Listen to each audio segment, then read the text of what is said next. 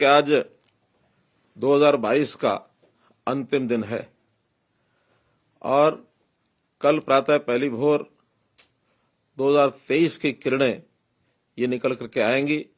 हम उनका स्वागत करेंगे। 2022 का वर्ष एक प्रकार से ऐसा कह सकता हूं कि बहुत ही हमारा ये मिला जुला वर्ष रहा है और इस वर्ष के आए ऐसी मैं कामना करता हूं और इस नव वर्ष की बहुत बहुत आपको बधाई देता हूं।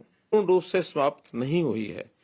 हमने इसके इलाज के लिए, हर व्यक्ति के इलाज के लिए और जो टीकाकरण किया, जिस प्रकार से देश भर में एक सफलता मिली, उस काम को हम लगातार करते रहे और अपने कर्तव्य से कभी हम पीछे नहीं हटे, क्योंकि हम सब लोग कर्तव्य की भावना से लगातार काम करते हैं। मैं तो अपने आप को धन्य मानता हूं कि जब गीता के श्लोक कर्तव्य के नाते से जब मैंने पढ़े, कर्मण्येवाधिकारस्ते मां फलेषु कदाचन, उनके माताजी, मां से बढ़कर के कोई रिश्ता होता नहीं है। उनके माताजी हमेशा के लिए हमें छोड़ करके चले गए। लगता था कि निश्चित कार्यक्रमों में पहुंच गए। ऐसे कर्तव्यनिष्ठ कर्मयोगी देश के प्रधानमंत्री जब होंगे, हरियाणा एक, हरियाणवी एक, इस भाव को लेकर के हमको आगे बढ़ना है। उसी को लेकर टारगेट रखा कि 1 लाख गरीब परिवार, इनका परिवारों का जो अंत्योदय उत्थान का कार्यक्रम ये करें। हमें उसमें सफलता मिली है, हम आगे बढ़ रहे हैं और धीरे धीरे व्यवस्था परिवर्तन के काम ये भी हमने उसके खोले हैं। तो ये जितना भी इंफ्रास्ट्रक्चर है, इसको हमने लगातार बढ़ाया है। सुचारू रूप से ये चल पड़ेंगे। लेकिन गरीब व्यक्ति, इसकी भी बहुत बड़ी एक चिंता देश के प्रधानमंत्री जी को भी रही है। उन्होंने आयुष्मान भारत की योजना करोड़ों लोगों के लिए, क्योंकि इलाज बहुत महंगे हो गए हैं और अपने नियर एंड डियर अर्थात 29 लाख परिवारों को हमने उसमें नई योजना चिरायु हरियाणा बना करके और उसको लागू किया है, ताकि हर गरीब परिवार को 5 लाख रुपए का लाभ ये उसको मिल सके। तो ऐसे आगे चल करके और भी बढ़ने वाली है, इसका भी हमने प्रावधान किया।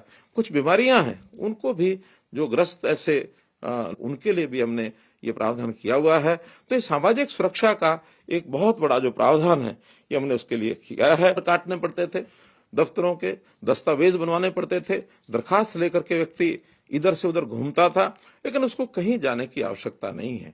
अब जब से हमने परिवार पहचान पत्र बनाया है, तो इस परिवार पहचान पत्र के माध्यम से जिस कपल की, जिस पति पत्नी जो बुजुर्ग हैं, उनकी आय अगर जो सीमित आय है उसके अंदर होती है, तो अपने आप ही उसकी जो पेंशन है वो बन जाती है, उसको कहीं जाना नहीं पड़ता है। का कार्ड, ये राशन का कार्ड बनवाने के लिए भी उसको अपना बहुत से सर्टिफिकेट, बहुत लोगों के हस्ताक्षर लेने पड़ते थे, कभी पटवारी के पास, कभी तहसीलदार के पास। कम है तो उस व्यक्ति को और किसी प्रकार की कोई राशन कार्ड बनाने की कठिनाई ये उसकी नहीं आने वाली है। अपने आप ही उसके राशन कार्ड उसको इलेक्ट्रॉनिक तरीके से दर्ज हो जाएगा और जाकर के वो राशन जो है, वहां तक लोगों को रोजगार दिलाने की बात है, अर्थात अपने पैरों पर वो कैसे खड़े हों, इसके लिए भी हमने भरपूर प्रयत्न किए हैं। गरीबों के लिए जो एक नई व्यवस्था हमने दी थी कि स्वावलंबन के नाते उनको कोई अपना व्यवसाय करने की कोई सुविधा चाहिए, साधन चाहिए, सरकारी योजना का लाभ चाहिए, बैंक से लोन चाहिए, इसके लिए ने कैंप्स लगाए और ऐसे 1,80,000 से भी ऊपर उनकी आय हो जाए, इसके लिए भी हम लगातार प्रयत्न कर रहे हैं। एक प्रथा ठेकेदारी प्रथा, ऐसे जो सरकारी नौकरियों में ठेकेदार, जो ऐसे गरीब हमारे जो लोग जिनको बहुत कम मासिक आय के ऊपर वो यानी सैलरी के ऊपर नौकरी दिलवाते थे, उसमें उनका शोषण होता था। इसकी बहुत बड़ी शिकायत मिली और उसके अंदर हमने हरियाणा कौशल रोजगार निगम HKRN ये नई व्यवस्था दी और ऐसे सब जो ठेकों के ऊपर कर्मचारी थे उनको सबको उसके अंदर शामिल करके और हम लोग उसमें लेकर के आए हैं। अर्थात उनको अब किसी प्रकार का शोषण उनका न हो, जो पैसा उनको मिलता है सीधा उनके बैंक के खाते में जाए और उनका PF प्रोविडेंट फंड ये भी कटे, ताकि आगे चल करके उसका उपयोग वो लोग कर सकते हैं। ये सब हमने उसके अंदर किया है। हम लोग इस सारी चीजों के साथ साथ आगे बढ़ने के कार्यक्रम में बहुत से ऐसे जो नए काम हमने किए हैं, जिसको अगर मैं गिनाना चाहता हूं तो पूरे प्रदेश में जैसे 24 घंटे बिजली, कोई समय था ये सोच भी नहीं आती थी गांव के अंदर लोगों को कि 24 घंटे बिजली मिलेगी, लेकिन आज लगभग 85% से ज्यादा गांवों में हम 24 घंटे बिजली दे चुके हैं। ये पिछले साल का हमारा एक डाटा है। आज तो स्थिति ये भी हो गई है कि अगर कोई बेटी किसी की दूसरे गांव में शादी की बात जब चलती है तो वो बेटी पूछने लगती है कि पिताजी, जिस गांव में मेरी शादी कर रहे हो वहां बिजली कितने घंटे आती है।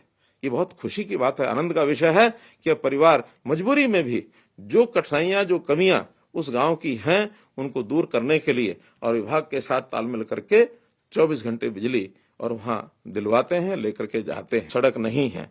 हमने लगातार, यानी एक प्रयत्न हमारा रहा है कि जो छोटी सरकारें हैं, गांव की सह सरकार है, पंचायत समिति है, पंचायत है अथवा जिला परिषद है, छोटे नगरों में नगर पालिकाएं हैं, नगर परिषदें हैं, नगर निगम हैं, इनको स्वायत्त कैसे किया जाए और स्वायत्त करने के लिए इनकी शक्तियां कैसे बढ़ाई जाए, लगातार इस ओर हमारा ध्यान है। इनके जितने भी पैसे हैं, जो राशि है, चाहे वो केंद्र का सेंट्रल फाइनेंस कमीशन की तरफ उनको अपने को मिल गया है।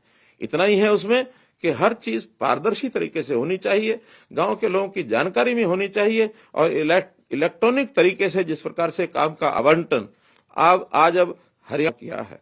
हमारे तालाब बहुत अच्छे होते थे, स्वच्छ पानी के होते थे, लेकिन आज वो ओवरफ्लो हो गए हैं, प्रदूषित हो गए हैं और उन गांव के अंदर उन पानी का जो उपयोग होता था वो उपयोग होना भी बंद हो गया है। हरियाणा में एक तालाब अथॉरिटी हमने बनाई और 18,000 तालाब उनको दिए हैं।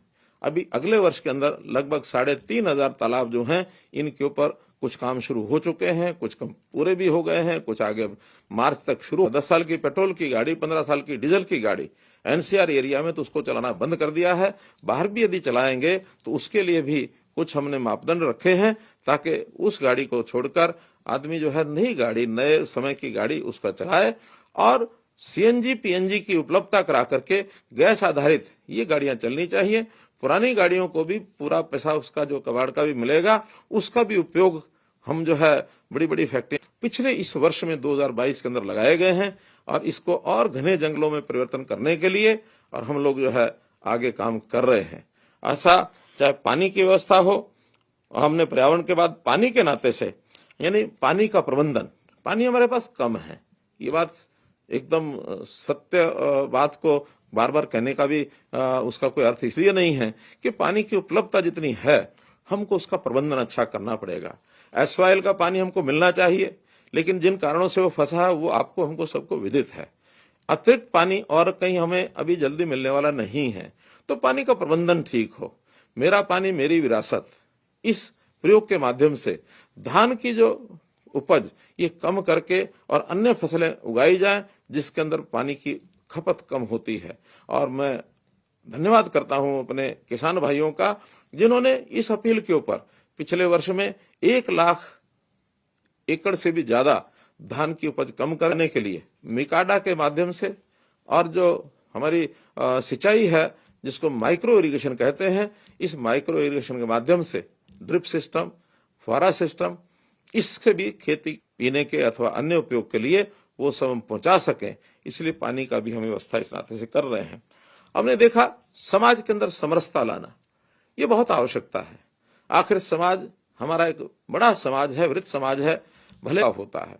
हमने विचार किया कि संतों की जो महापुरुषों के विचारों के प्रचार के लिए उनकी जयंतियां ये सरकारी तौर पर मनाई जाए।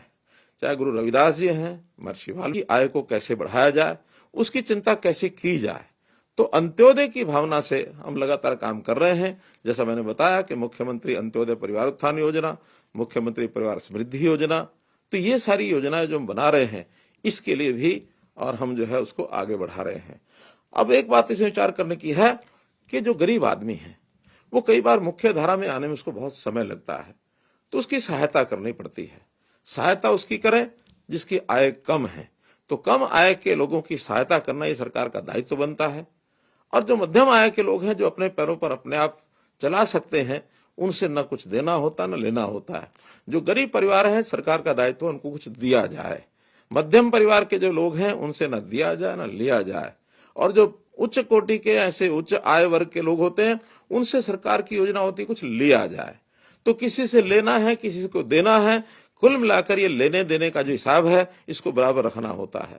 आपको मालूम है कि वर्ष में सरकार के पास एक समय आता है जब कुछ लोगों से लिया है, कुछ लोगों को दिया है और कुछ विकास के कामों में पैसा लगा है, ये सब मिलाकर और हम लोग उसका एक बजट बनाते हैं, हिसाब किताब बनाते हैं। बजट बनाने का काम 3 वर्ष पहले भी मैंने किया है, इस वर्ष भी मेरी ओर ये दायित्व आया है। अब जनवरी महीने के बाद ये जो बजट बनाने का काम शुरू हो जाएगा, तो उस बजट का आदर्श बजट यही है कि जितना हमारे पास आ रहा है उतना खर्च किया जाए। लेकिन हम देखते हैं कि खर्च ज्यादा होता है विकास के कार्यों में अथवा सेवाओं के अंदर। जब खर्च ज्यादा होता है, जब कभी किसी को लेना होता है तो तब कहते हैं नहीं, इसे नहीं लेना चाहिए, और किसी को देना होता है तो कहते हैं कम दिया जा रहा है और दिया जाए। तो ज्यादा दिया जाए, कम लिया जाए तो कर्ज बढ़ेगा, और जब कर्ज लिया जाए तो विपक्ष चिल्लाता है कि नहीं, कर्ज बहुत बढ़ गया है, कर्ज बहुत बढ़ गया है। तो मित्रों, भाइयों बहनों, दोनों चीजें तो नहीं चल सकती। या तो इसका संतुलन बैठाना पड़ेगा, जिनको देना है और किसानों को, और पैसा जो उनको घर में मिलता है डीबीटी स्कीम के माध्यम से 25,000 करोड़ रुपया हर वर्ष यानी किसानों के खातों में ये पहुंचता है फसल का। तो इस प्रकार से इस सारे सिस्टम को आगे बढ़ा रहे हैं। नहीं है, जनता इसमें सहयोग करेगी और उसके अंदर जो भी ठीक किया जाएगा, अगले 1 महीने के अंदर परिवार पहचान पत्र के सारे विषय को इसको ठीक करने के लिए हम सब काम कर रहे हैं। हम लोगों ने स्थान के ऊपर चाहे एडीसी ऑफिस हो अथवा अन्य जगह पर भी कैंप लगाए हैं कि जिस किसी को लगता है कि गलती से मेरा परिवार पहचान पत्र के कारण से राशन कार्ड कटा है, तो उनको राशन कार्ड बनवाने के लिए वहां जाना चाहिए। हाँ, जाने के बाद यदि वास्तव में ठीक कटा है तो संतोष भी करना चाहिए, क्योंकि इस पिछले वर्षों में 12-14 वर्ष से पहले कार्ड कभी बने होंगे, एक बार बनते हैं, वर्षों तक उसका कोई हिसाब